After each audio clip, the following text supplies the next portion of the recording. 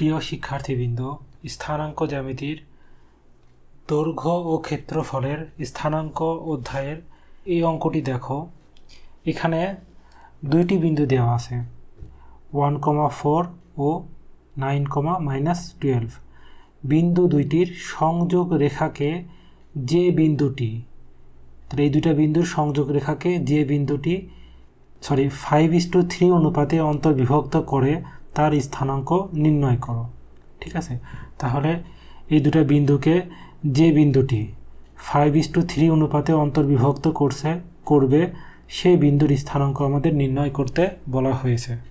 ঠিক আছে, তাহলে আমাদের অন্তর্বিভক্তের সূত্র আমরা শিখেছি। ঠিক আছে, তাহলে লিখব যে ধরি বিভক্ত বিন্দুর স্থানাঙ্ক, বিভক্ত বিন্দুর স্থানাঙ্ক x, y। ঠিক আছে, তাহলে এই স্থানাঙ্কের ভুজ x সমান, এই x সমান আমরা কি জানি, এখানে ভাগ চিহ্ন দিই, তাহলে প্রথম অনুপাত দ্বিতীয় ভুজ। প্রথম অনুপাত কি 5, m এর মান কত 5, প্রথম অনুপাত দ্বিতীয় ভুজ, ভুজের মান কত 9, প্রথম অনুপাত দ্বিতীয় ভুজ প্লাস দ্বিতীয় অনুপাত কত আছে এখানে 3, তা দ্বিতীয় অনুপাত প্রথম ভুজ কত 1 ডিভাইডেড বাই অনুপাত দুটির যোগফল।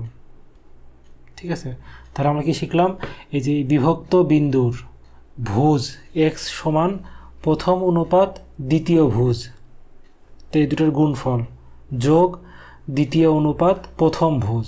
ঠিক আছে, তাহলে প্রথম অনুপাত দ্বিতীয় ভুজ যোগ দ্বিতীয় অনুপাত গুণন প্রথম ভুজ ডিভাইডেড বাই অনুপাত দুটির যোগফল। অনুপাত কত 5 আর 3, তাহলে 3 আর 5 যোগফল।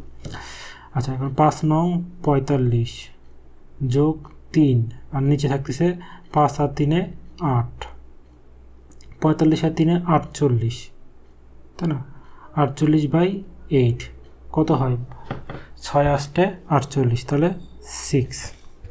x এর মান আমরা কত পেলাম 6। এখন y এর মান দেখো,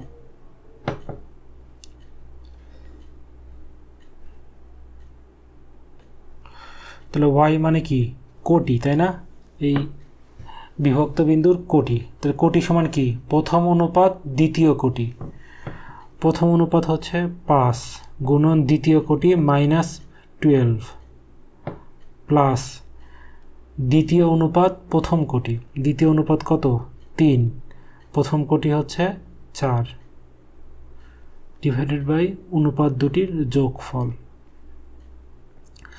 তাহলে এখানে দেখো 5 দ্বারা 12কে গুণ করতে হয়, 5 12 60, তাহলে -60 প্লাস 3 4 12 ডিভাইডেড বাই 5 আর 3 8, 60 থেকে 12 বাদ দিলে 48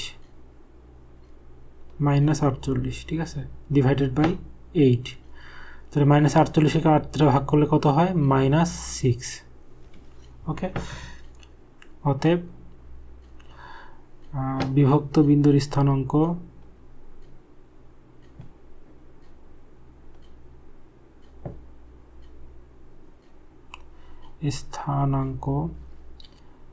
x, y সমান 6, -6। এটা হচ্ছে আমাদের অ্যান্সার।